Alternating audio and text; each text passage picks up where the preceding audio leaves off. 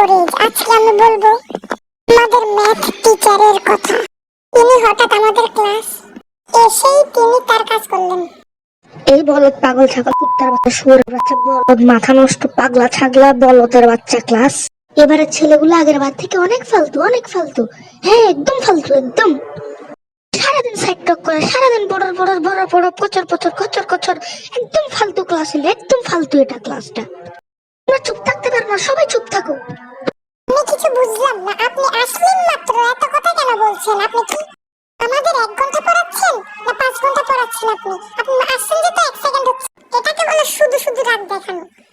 এটা পুরো উনি ইচ্ছে করে করেছেন এসব কাজ।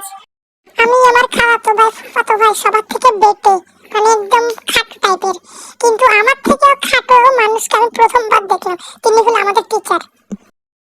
আমার বয়স তখন 12 থেকে 13 বছর, কিন্তু আমার থেকেও বেটে উনি। মানে এত পরিমাণ ছোট লাগছিল যে যেন তিনি আমার ছোট বোন, এরকম টাইপের।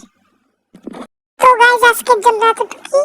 আমি জানি অ্যানিমেশনের কোয়ালিটি অনেক ফালতু হয়েছে, তারপরে যতটুকু পারলাম করলাম, কারণ পড়ালেখার চাপের জন্য বানাতে পারছিলাম না, তাই যেরকম ভাবে